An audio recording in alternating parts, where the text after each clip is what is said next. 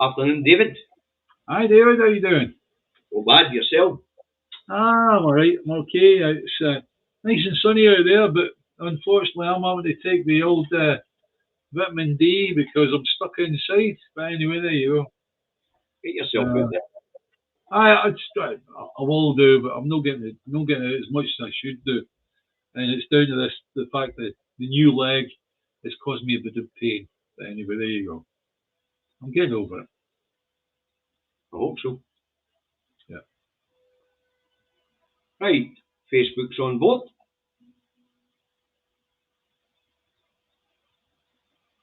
Anyway, how's Hey, guys. everybody this afternoon? Let's look, see who's in. Aki's, June, Stephen, Pet, Jeanette, Stephen Charlton, Ginger Giraffes, Stephen McNeil.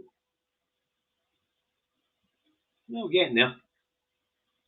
Nice afternoon, but David, you know what? People will be out in the sun. Yeah, agreed. Hi, Gordon. Hi, DJ. I'll be. That's the first of Facebook. Hi, Tina from Dundee.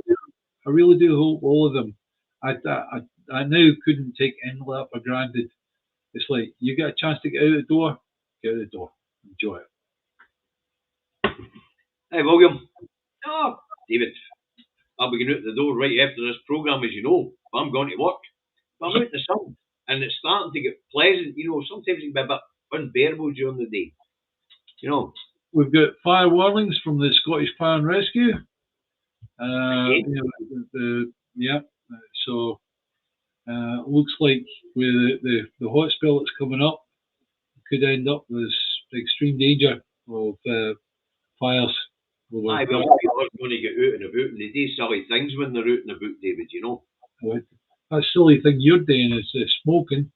That means that's going to go. And it's like, you throw that away and off. Irresponsible with my cigarettes, David, dear boy. I'm very conversant with the countryside code. And escaping evasion and living in nature used to be second nature to me, so I don't think I'll be setting anything on fire out there. I thought, actually, blow the fucking thing up, then it'll be on fire. I thought was the Canadians? The Canadians had one. The guy in the blonde skipped that. It was a bear. That's what it was. It was a bear with the 10-gallon hat, and he used to talk about being responsible, not throwing away cigarettes or things like that. I don't know, but that one of their public information films, was it?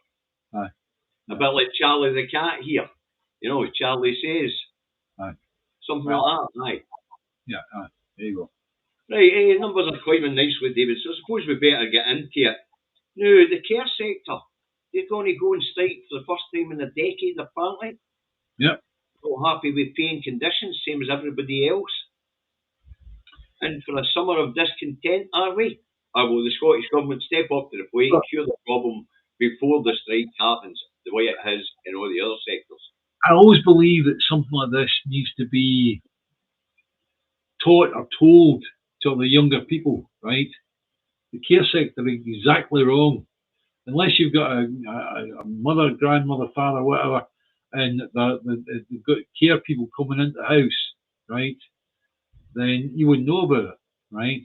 And people that are going to suffer are going to be the people that need the care workers. But God bless them, the care workers, the care workers themselves, David, being care workers, they understand this. So what they're going to do is they're going to do a region at a time. Yeah, that's right. They're union unison. It's a protest. It's a protest. That's all it is. So the first of the strikes will be in East Renfrewshire. Yep. On the 29th of May. And then Aberdeenshire, Moray, Ayrshire, Edinburgh and Glasgow. That'll be the first round if it's not been settled before it gets that far. Yeah. Now, the care sector has been undervalued for too long. Yeah. Way too long. And the opposition have wrecked the chances of having an integrated care service here in Scotland. As we know, the SNP were 30% along the road of creating a national care service. Yeah. And the councils didn't want to honour the responsibility for social care. And there was a Yeah. big stooshy, sure. And then But the unions didn't want to honour the workforce to the National Care Service. yeah, I mean, you look at Shenanigans. the benefit of being part of the NHS when you're on that side, right, giving care to patients, is the fact that they've got a worked out, prescribed path that you can get on it. So maybe a nurse or a doctor or whatever, right? And you'll end up near the top or whatever at some point, right? Whereas National Care Service, the care workers, it's really just every man for himself. Whereas you had the National Care Service be far more organised, worked out, and you speak to them about that, and they go, "Well, that would be really good. That would be really." I've spoken to a few of them, you know. Aye, well, you have people come out. They have folk coming in to see members of your family, or you did have, you know. So you would get a chance to speak to them. Yeah. But as we say, political shenanigans put a kibosh on it. So, but people in the care sector have been undervalued for way too long, and it's time they made a stand. But let's hope the Scottish Government can sort it out before it gets to affecting people's standards of living. Yeah. You know? Yeah. Right. Bloody ferries will just no disappear, will they know? Yeah, So the Glen Rosa is going to take another year at least to finish off. Aye, another year at least. Look at the amount of money. How much did you reckon it was that would blow Well, on depending, if you want to read one of the English rights, they're trying to say that the project for two tubs has now cost £1 billion, but it's it is getting on 500 million. Yeah. But you've got to remember, a lot of that money, a couple of $100 million here, went into upgrading the actual shipyard itself and getting it up to par. But the thing is, though, they've got such a bad press that it's possible that it could cost these Ferguson Shipyard. Simple as that. Oh, aye. Because they're slow at producing boats, and they cannot keep the targets and all the rest of it, right? And therefore, people will not go there to give them additional work. Aye. And what they live and die on is having additional work. So they've got an order book that they can work through, you know. But I mean, if the Glen Rosa, when it comes out, is as good as the Glen Sannox, you know, but the actual cost of these two tubs is going to be about 350 million quid. Yeah. You know, say a couple of $100 million in its investment directly in the yard. In fact, the Scottish Government has just invested another 14 million in upgrading equipment in the yard. Yeah, it's not good, and I think what we need to do is start pushing from our end. Okay, we know it was a unionist dream, a unionist wet dream was the fact that these Ferguson Shipyard and these two boats and all the rest of it, right? But now, common sense, we need to be putting a bit of push from our end and say, right, get a fucking move on. Sort it out properly. Aye, really. Let's say £500 million, but let's say over 200 million of that will have been in upgrading that shipyard. That's right, but that 200 million could be closed. Right, lock the doors and that's it. Yes, it could, David. It could all be lost because of the bad press. Yeah, that's right. It really could. And yeah, the guy from the Herald, my goodness me, he kept on the Glen Sannox even after it was launched. He was, it's a problem with the toilet. Oh, well, you're right about that, right? The toilets. And it turned out it was one toilet was blocked, right?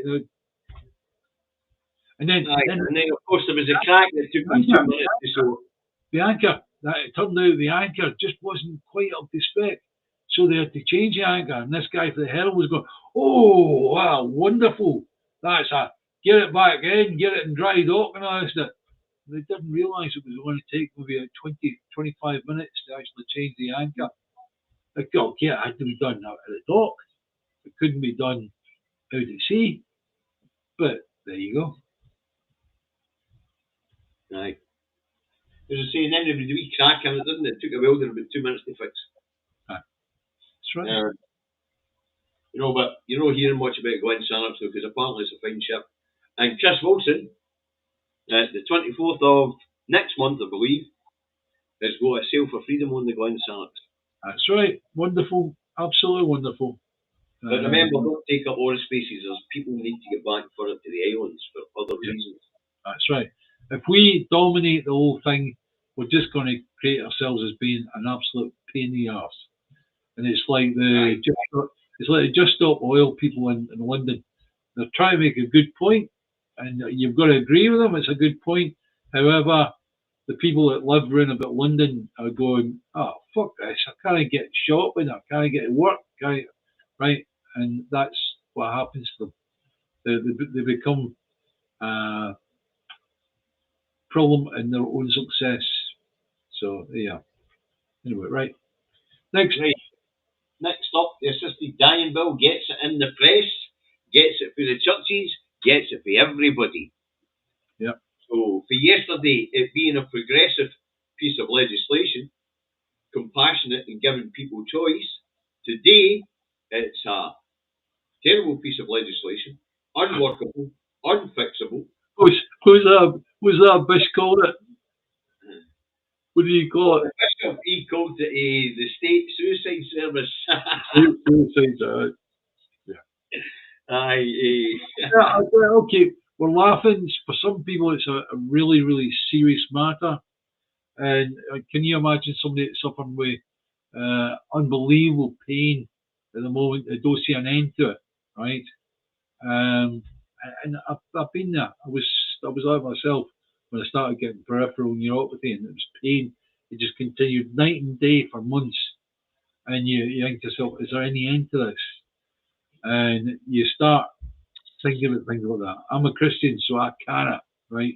But I can imagine somebody that wasn't a Christian, didn't believe in that stuff, and start going, maybe it's a good idea to off yourself, right? But anyway, so the war on it started. Those who are against the idea, yep, they're talking about how badly it's written, how it's unworkable. The GPs want an opt-in a situation where they get to decide whether they want to participate or no. I wouldn't imagine many GPs would be involved in that sort of thing. Yeah, do you know something? I wouldn't worry about the GPs because they'll get an amount of money for doing that. And the GPs are the greediest bastards that I know, right? No, David, so, I know you're doing the GPs, but I'm not going to be seriously. No, honestly. They are the gateway to the service. Right. They're the front line.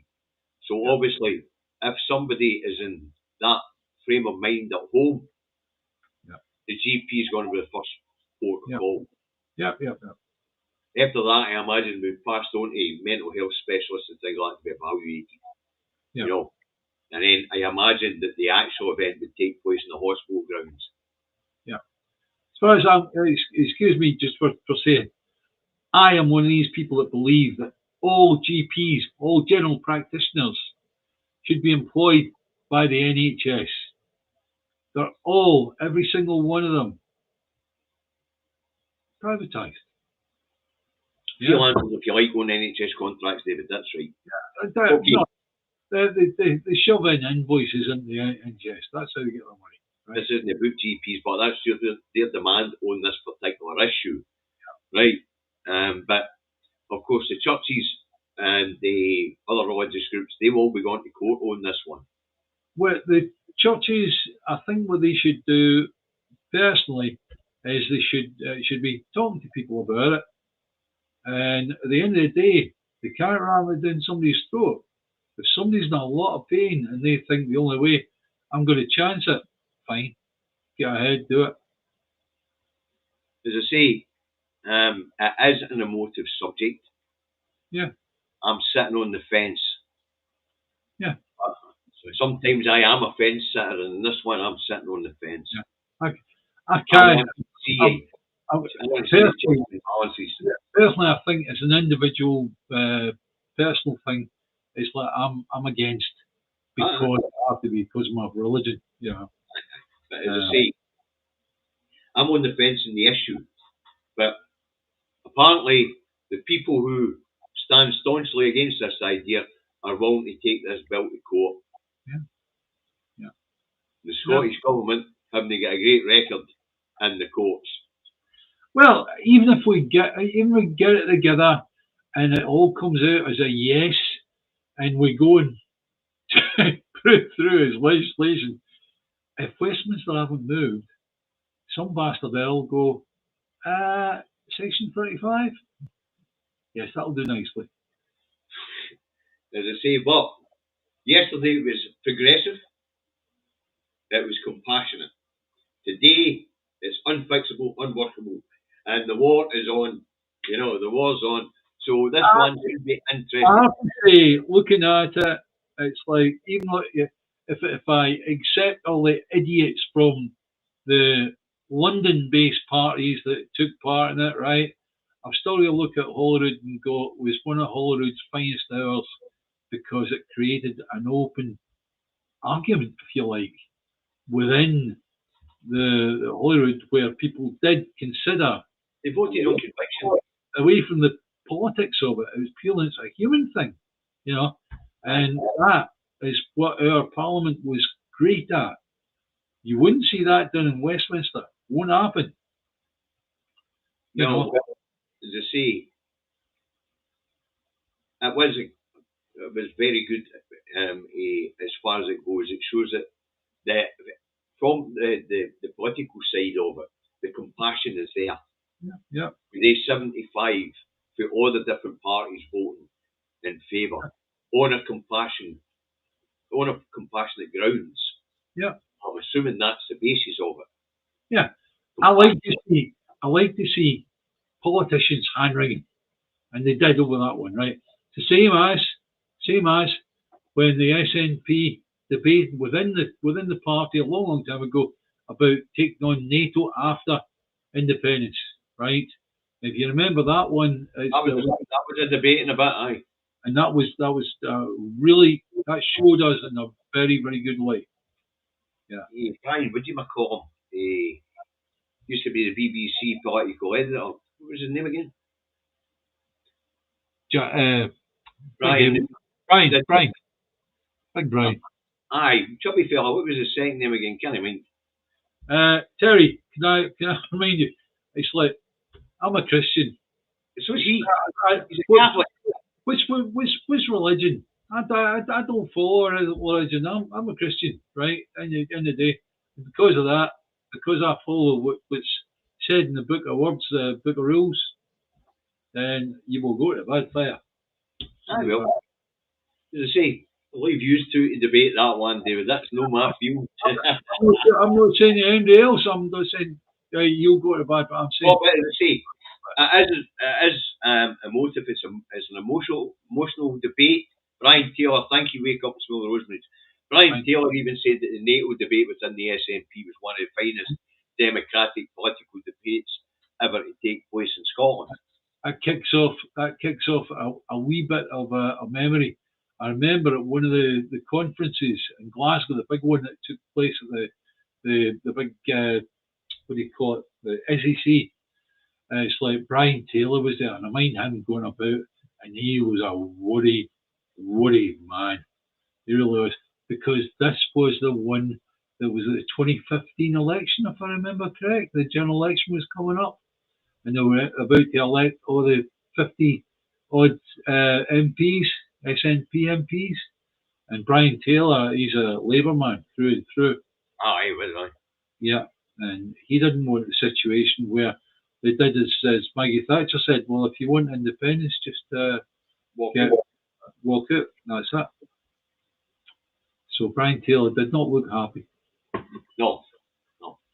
Right, so the assisted dying bill, as I say, it's getting battered by its opposition today. Yeah. The battle is on. So let's move on. Gary Smith to be replaced by Howard Simpson as the new head of propaganda at BBC Scotland. Yeah. David, tell us a bit about Howard Simpson, please. Howard's in. Howard's wee. Oh, Howard's Way. That's right. Howard's Way. And we're at 10:47. Number 40. We are. Let's get this open. Basically, what I've got is BBC announces new head of news. Now, Propaganda, if you don't win, David, get it right. yeah, Howard Simpson will succeed Gary Smith, who is leaving later in the summer after nearly a decade in a row. Right? He's currently head of news content, BBC Scotland, but he's going to become the head of news and current affairs, which gives him much broader spectrum, right? Where this guy came from, he used to be STV, and he's done a lot more. He's done a lot for STV in terms of, he did the news and sport. He's responsible for the news at 6, Scotland Tonight, and the Channel's live football programmes, right? Simpson has nearly 2 decades of experience during which he has led coverage of the 2014 independence referendum. It was that bastard. Get him.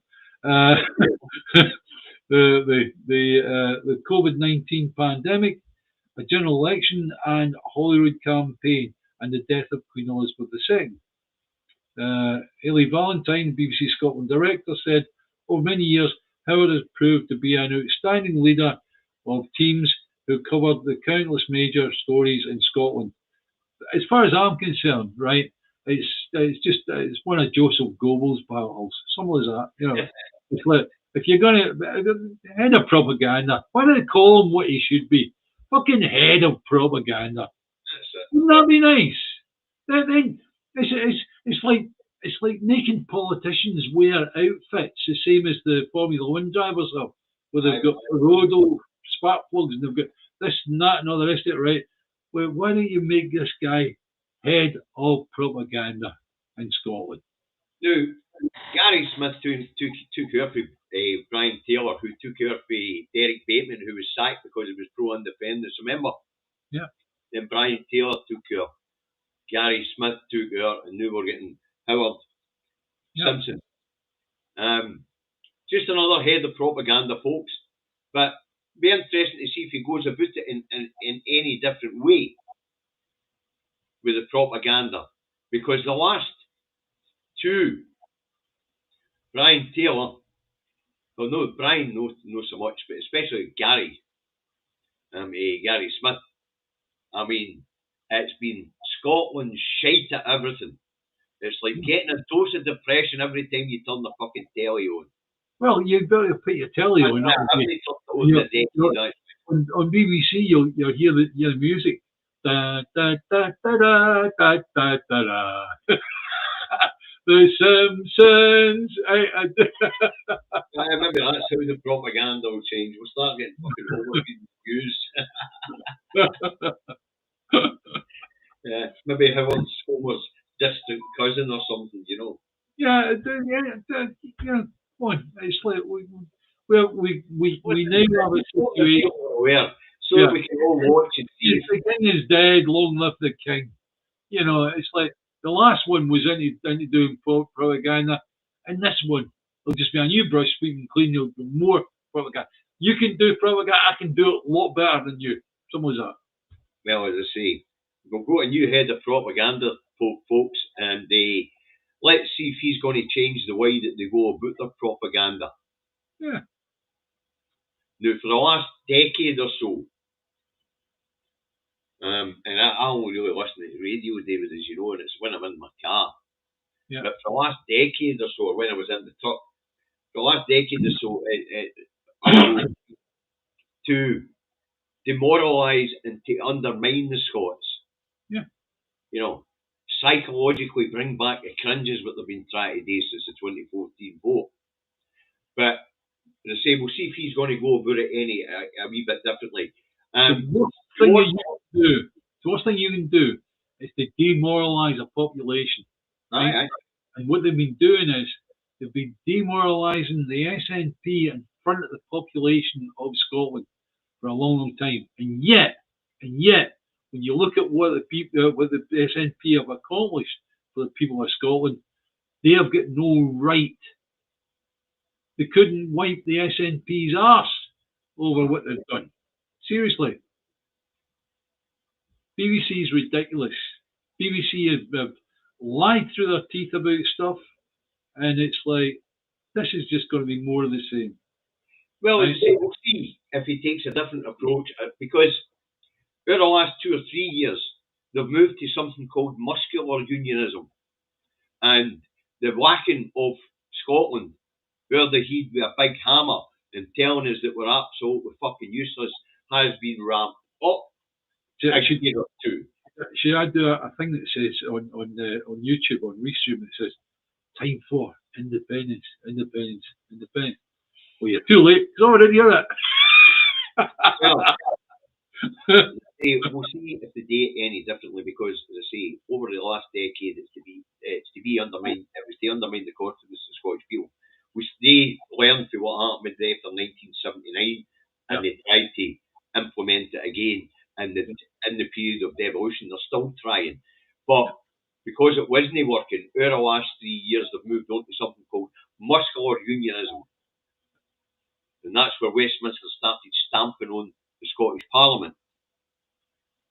And we'll see how this goes. Will it go the other way now? Will it be a softer approach? That's going to be interesting. Right, Scottish Secondary School a Teachers Association calls on clarity on single-sex spaces. Apparently, the temporary guidance from the Equalities Commission is not clear enough. So they're demanding that the Scottish Government give them guidance right away. Now, I guess the Scottish Secondary Teachers Association don't understand how this works. This has got nothing to do with Westminster or Holyrood. This has to do with the Equalities Commission. As far as I'm concerned, it was a failure of the 2010 legislation, right? Aye. But now because it's been set up as an interpretation in the way the Supreme Court have done, right? What should have happened is that our legislator, which is the Holyrood, right? John Swinney's in charge of that. John Swinney should have said, right, never mind that lot. What we're going to do is X, Y, Z. And it's through that lack of leadership that we're in the position we're in right now. Well, anyway, what the Scottish Secondary School Association, Teachers Association, needs to understand is this is neither to do with Westminster or the Scottish Government. The guidance will come from an independent royal commission called the Equalities Commission.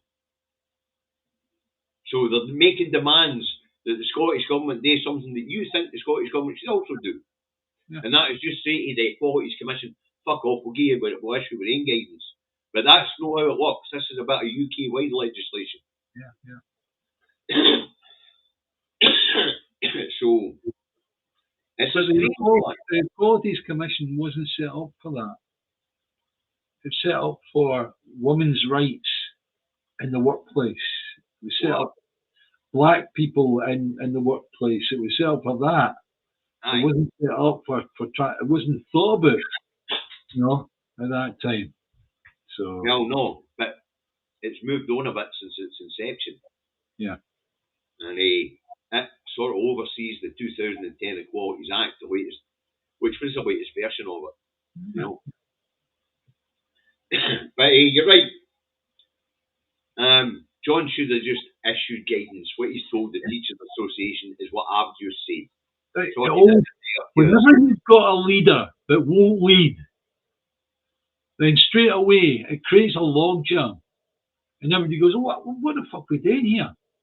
This doesn't work, that doesn't work. And it's like, if John Swinney had actually come out and said, no, this is what we're doing. That's what happens when you've got two governments, David.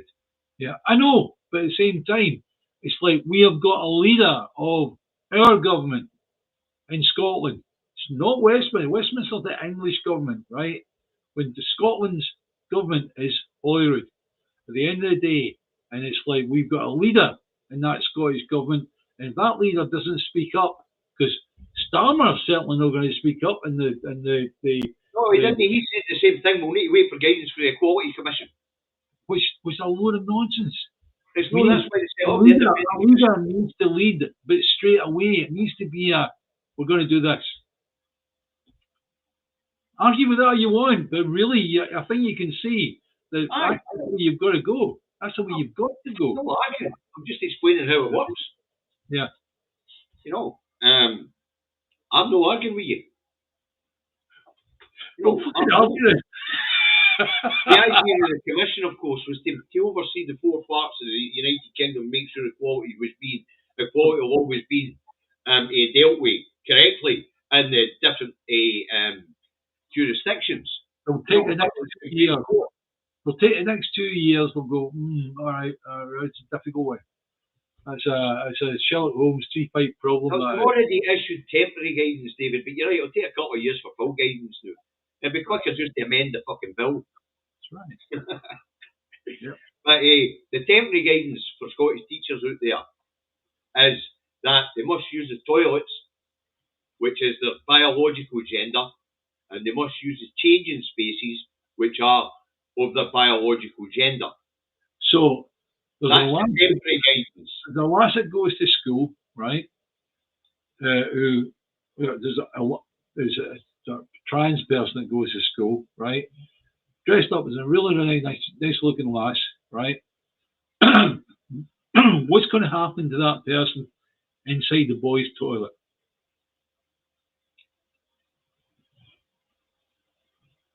Think about that. I don't want it. It's a boy that is trying a lass, really, really nice, really dressed up, and all the rest of it, right? Okay, looks the part, and it's like now that lass is going to go to the boys' toilet. That's right. Please tell me the logic of that. That's the guidance. Don't ask me about logic. That's the guidance. Yeah, well, there you go. John Swinney needs to actually wade into this and blow and get it sorted. We'll say it's not the way the Equalities Act's been set up. Well, tell the Equalities Act, tell the Equalities Commission to go away and sit down. The adults will deal with this. Or I guess they better just leave it all to Holyrood then, because there's no adults doing that road. Correct. Right, anyway, let's move on. We're halfway through, so it's time to move out to wider issues, UK-wide and beyond. Here we go. Bank of England drops interest rates. UK growth exceeds predictions for first quarter. And latest unemployment figures show that unemployment rose to 4.5% across the board, specifically 4.7% in adult males, and 4.4% in adult females, given an average of 4.5%. That is 1.61 million people unemployed. This is UK-wide. UK-wide. Right. 1.6 million people unemployed. 11 million people economically inactive. Mm-hmm. And actually, the growth of unemployment hasn't matched the speed that the Bank of England expected it to. They said there'd be 40 million unemployed by this summer. Well, we've still got a couple of months to go, but so far it's been 110,000 it's went up by. Sorry, Dave, how much growth, what percentage growth are we talking about?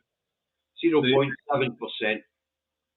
0.7%, as opposed to what? It was predicted to be 0.3.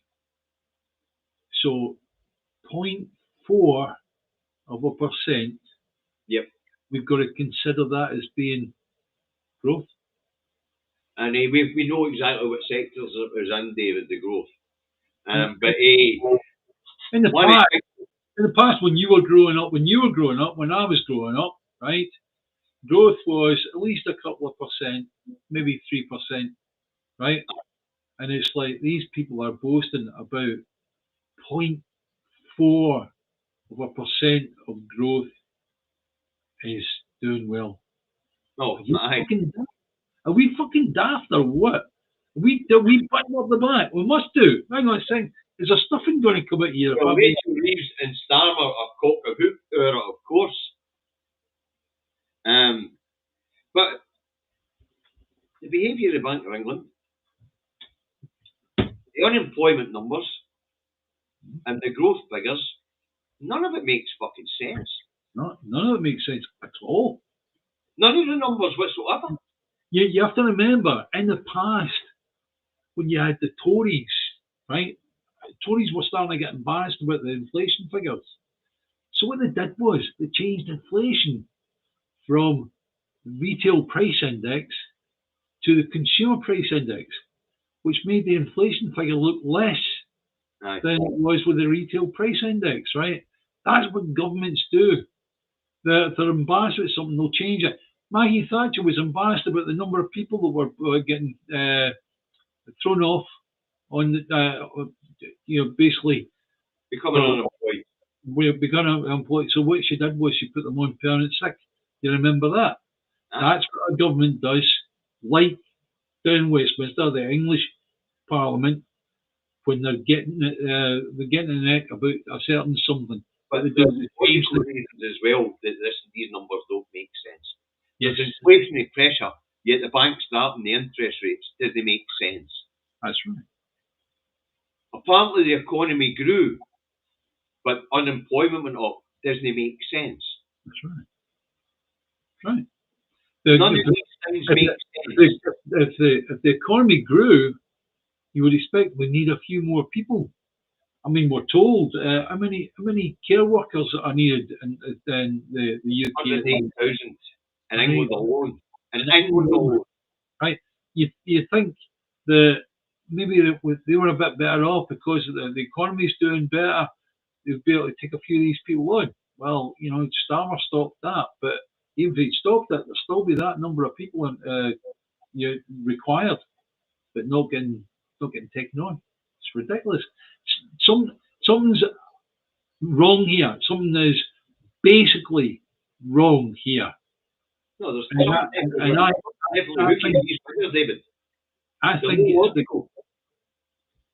think it's the government. I think there's a right way here, and it's actually these numbers are getting made up by people. Well, there's definitely something hooky here. There are inflationary pressures coming down because of the disruption in the supply chain with Trump's nonsense. Yeah. So there's inflationary pressure feeding through, and it's dropping interest rates. That tells us our economy's in terminal decline. Yeah. Because they're trying to loosen up money at a time when actually they should be tightening up in money. Yeah. We've got them telling us that the economy is growing more than expected, even though it's still a minuscule amount. Yeah. But unemployment's still on the rise. Makes no sense. If the economy is growing, then unemployment should be stable or falling. Right. Yeah. This makes no bloody sense. We are being lied to. Yeah. It just doesn't add up. I mean, being lied to is a moot point, right? I just showed you my vitamin D that I've got, right? I get my stuff delivered from the chemist, right? The chap that came from the chemist, he was on about, you still doing this Two Davies thing? I said, oh, yes. I'll tell you what's wrong. He said, no. It adds to the fact of people think he thought it was the small boats that was to blame for everything, right? And I tried to explain to her that I was nice. I was nice about it. I was diplomatic. You heard me, right? And at the end of the day, it's like that shows you how people are taken in. It's how easily people are taken in with some of this right-wing propaganda will go to press, David. But you and I and people who actually know how to think, yes, sorry, look at these numbers and look at the situation worldwide and say, why is the bank dropping interest rates at this point in time when there's inflationary pressure coming through? Yeah. How is it that this economy is allegedly growing when the unemployment figures are up? It just doesn't make sense. And if we look at the sectors where there is a boom, allegedly, the service sector and the arms sector. It just We know that the retail sector is laying off and shutting shops. Morris is due to finish shutting 17 supermarkets UK-wide. Yeah. We know that Tesco's been laying off. We know that Asda's been laying off. Yeah. We know the construction industry's flat, even though they want to build 1.5 million houses in this term of Parliament. Not going to happen, right? We know that. So, we know there's only two. There's only the banking sector, really, and the rest of the service sector that's actually growing, allegedly.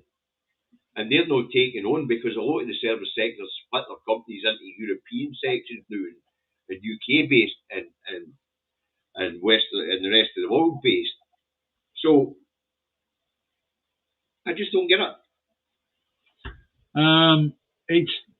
It's that moment you remember snatches of you remember Columbo on TV. I've got a question for you. Yeah, and you really don't know what to do because it just nothing fits. It's only when it starts to fit together you go, right, I'm on the right route here. I'm getting something, getting somewhere. But now this one, it just doesn't fit at all. No, it doesn't. None of this fits at all. You're right.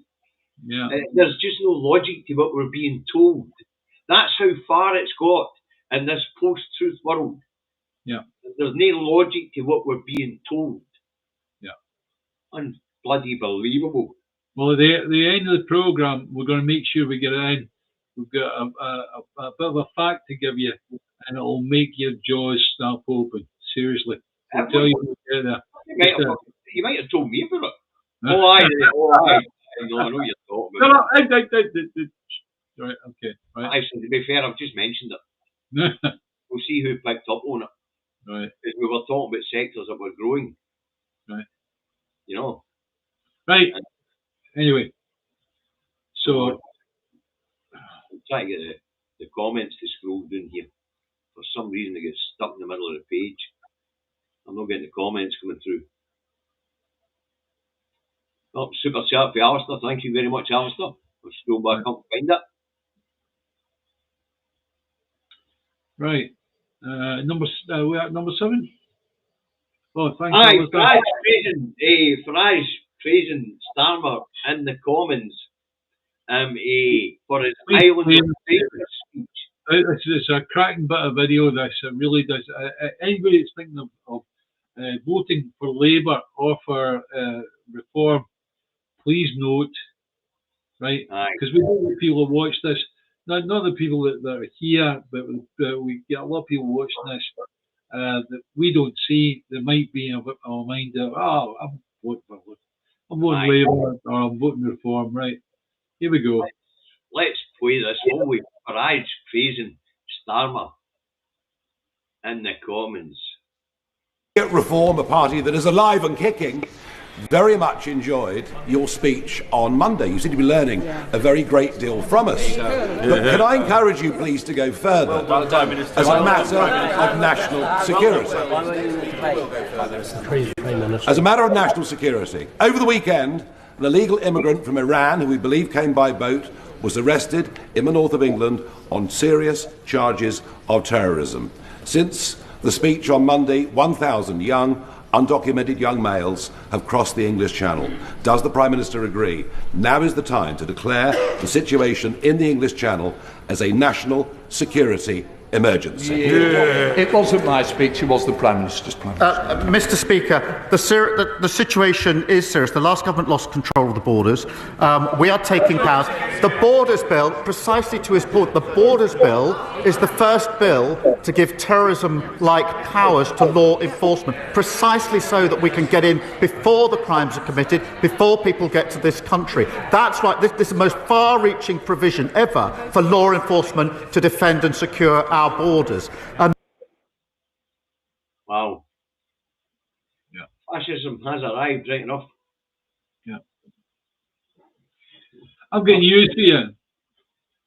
Look up the number of people that are going to be on the move in this world due to climate change.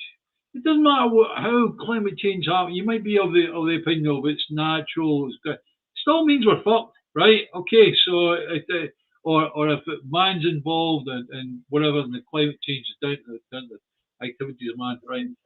Still in all, the people that are going to be on the move due to climate change is absolutely massive.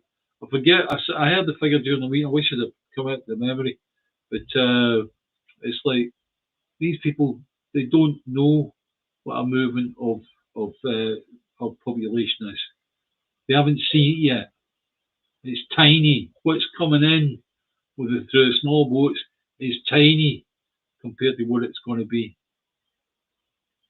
And as far as that's concerned, we need to rework everything. I watched a movie called not 2012, Day After Tomorrow, the one whereby America gets hit by the earth is blowing up, right? And all the Americans move to Mexico, and you got the American president that says to the person in Mexico, oh, "Thank you very much for this," right? That is what's going to happen. It's going to happen eventually to Britain. You know, Powell looking good for his age. He's talking about Starmer. Yeah. And Mark despises strong language, Mark. That's good though. Good though. Yeah. I would. I do. You see, Farage praise him for that bloody River Islander Strangers speech, and then say, but go further. And then Starmer boasting that he is going further. Is it just me? It's not just you. It's me too. Right. It's me too, and everybody here. You know, I mean, this is fucking outrageous. We can't have this, David. This is now gone beyond the pale. It's gone beyond the point where compassion lives anymore. That's right. Right. Yeah. But on the bright side, apparently, Starmer's beginning to wonder whether worry about his position, because when he was pushed by GB News, by the way, believe it or not, GB News, Starmer was asked if he would be running to be Prime Minister after the next election, and Starmer wouldn't commit. Yeah. So I think Starmer knows he's not going to be there by the end of this Parliament. You know. I think he really realises that he's been caught. Something like that.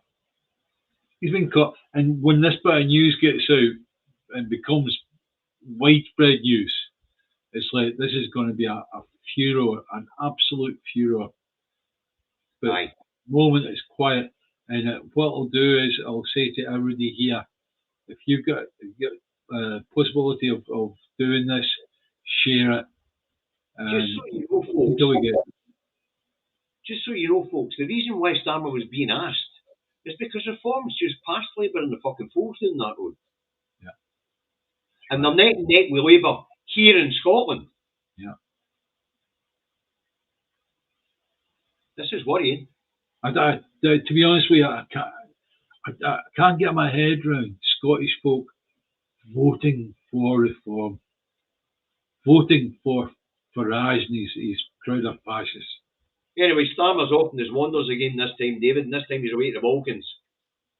He's in Albania asking the Albanians to do what they did for the Italians and let them dump failed asylum seekers there in a Rwanda-esque style scheme. Now, this brings out criticism from Chris Phillips, who says it's a cheap rip-off of Rwanda. It brings out Suella Braverman turning around and telling us that should never have dumped the Rwanda scheme.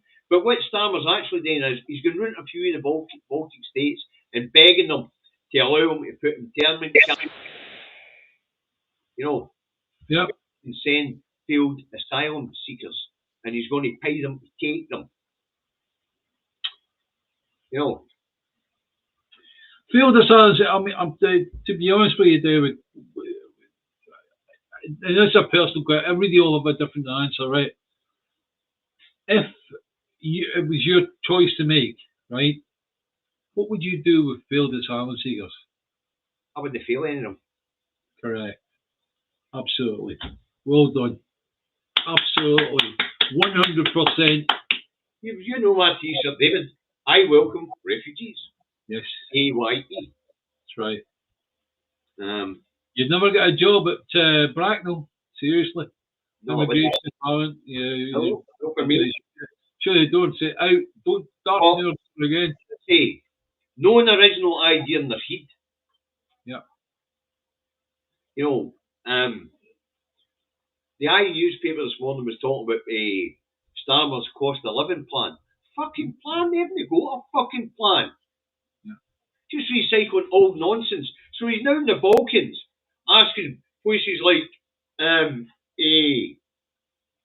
Serbia, Croatia, and Albania to allow him to send failed asylum seekers for the UK too.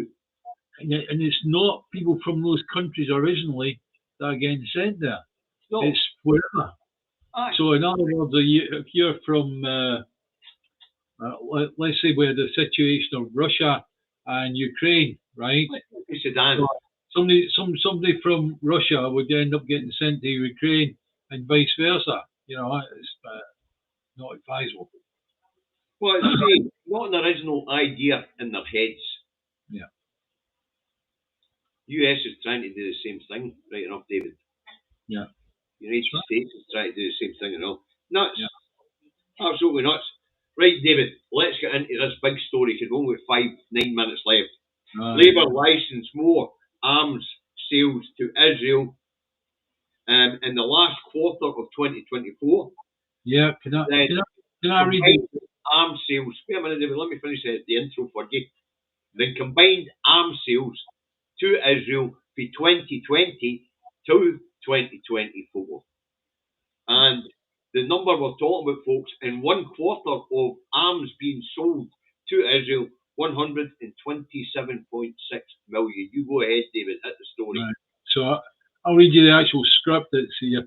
Labour licensed exports of more military equipment to Israel in the final 3 months of 2024, if you didn't hear that the first time, than the Tories did for all of 2020, 2021, 2022, and 2023. New figures have revealed. Now, this is official figures, right? And basically what's happening is Starmer's been going, right, let's get out as quick as possible. Whilst the Israelis had a ceasefire and they were restocking all their weapons, Starmer was busy getting all their weapons and bits and all the rest of it across to Israel. That is absolutely ridiculous. The bastard, you can't believe this. This is dreadful. It really is. Analysis of strategic expert control licensing statistics published on Thursday showed that 127.6 million of military equipment was sent to Israel between October and December 2024. Don't forget that in amongst that, from Akrotiri, the British Armed Forces base out there, we had planes taking off and doing surveillance, showing you some woman up at a window with a blooming couple of waves, and they were using that as targeting. The Israelis were using that as targeting. We were producing the F-35 parts. Cat added, this is a massive increase, with a figure in the 3-month period totaling more than 2020 to 23 combined. That figures from the UK government and CAT showed that in 2020, 31 million of military equipment was sent to Israel, 24 million in 2021, 42 million in 2022, and 18 million in 2023. That totals for all that period 115 million pounds worth. And Labour sell 127.6 million in 1 quarter. In 3 months, that's right. 3 months, 90 days. 90 days. That's what you're talking about. As the licenses were granted after Labour government suspended around 30 of 350 licenses. Still means, if any of you have got calculators there, 320 licenses the Labour's got. They suspended 30 licenses. I don't know what the license suspended. May have been for juicy fruit chewing gum or something like that. But seriously, they've got 320 licenses they can frig about with. Something as that. And it was amid concerns that the equipment was used to breach international law. Of course it's breaching international law. Of course it is. Aye, it is. To be honest with you, I listened to this thing about the lawyers for the government saying, oh, there's not enough evidence for proving genocide, right? I wish the ICJ would come out and actually put the wooden gavel on it and say it's genocide. Well, enough people have died. Enough people have died. Absolutely, David. There is actually a figure on it, David, for it to be classed as a genocide. Yeah. 10,000. Yeah. So well, past that. Yeah, 10,000 people have to die, and that becomes genocide. Don't forget, genocide needn't be killing all these people. Nope. Genocide could just be moving them out to somewhere else. Believe it or not, it's such a stupid term. As far as I'm concerned, what's been done to these people is inhuman. But think about it. We want to think about this, folks. Lately, you'll have heard me talk about a moral, intellectual and economic decline. This is a fine example of the moral decline of the West and its governments, who have done all sorts of mental gymnastics to try and shield Israel and protect Israel. They've done all sorts of legal shenanigans, a lot. This is what we talk about when we talk about moral decline. This is a fine example of moral decline, where we have Western governments supporting the genocide. Why? They want oil, and Donald Trump wants to build another failed fucking casino. Yeah. That's right. I mean, to give you the F-35 thing, right? I was watching one of these shorts on defence and F-35s, what it could do, right? And one of the things I found out was that as a plane flew through a place, the pilot would just press a button, and it chews off 100 targets. Turn the plane around at the end of its run, and then come back again, just press fire. And what it would do is, until they've got rid of all the munitions out of that plane, it would continue hitting all 100 of those, or as many as it could of those 100 targets. That is absolutely, it's disgusting. Well, as you know, David, the UK government's defence for still supplying F-35 parts, as they're not supplying them directly to Israel, they're supplying them into the world supply chain, because a lot of places use the F-35. But we know fine well that they're supplying Israel. You know, this is an argument in the court. Yeah, Sweden has got a lump of F-35s, right? Okay. So when we sell things into the general world market, right, it's obviously to get around that. Do you understand? It's subterfuge. Aye, of course it is. If Sweden gives an order for so many 35, it would be an order that would go directly out to Sweden, straightforward, right? Next thing is, Sweden might have a load of F-35s. They don't use them that much. The one place it's using F-35s in anger all the time and will need a lot of spare parts is Israel. Well, as I say, that's the argument that the UK government's lawyers are putting out there. We know fine well that they're delivering mass amounts of arms now because of the latest CAT report to Israel. And remember, folks, in the last 3 months last year, there was a period of ceasefire. Israel was restocking. Yeah, that said that. And during that period of restocking, before the latest onslaught in Gaza, the UK has sold them a shitload of munitions. Now, as I say, when we talk about moral decline, when you hear me talk about moral decline, this is what we're talking about.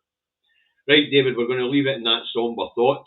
So just to finish up, every day we see images of starving children, the victims of Israel's deliberate policy to deny aid into Gaza. These are war crimes. So says the National, and I agree. Aye. Right.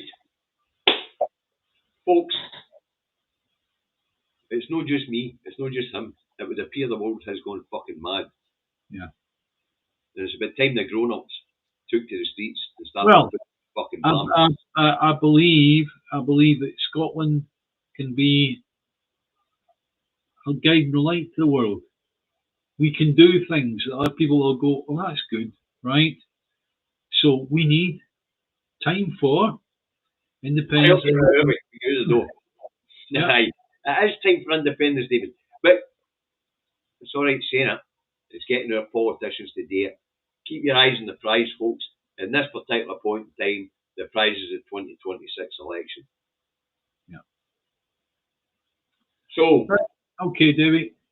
There you go, David. Go up to go to. It's a lovely evening, though. It'd be nice to be outdoors. So I'm going to go and enjoy it. Thank you. You're going to get you a lucky bastard. Well, thanks to moderators for moderating. Thanks for any contributions, especially when if I've missed any, to the food banks. Thanks very much. Thanks for tuning in in great numbers again. Oh, yes. Aye. Quite a few of them here. It was up at 140 odds, but a day like this, they're going to be outside, aren't they? Right. I'll catch you on tomorrow at 10:30, and you'll see the other one Monday, 4 p.m. Catch you later, folks. Bye for now. Bye, guys.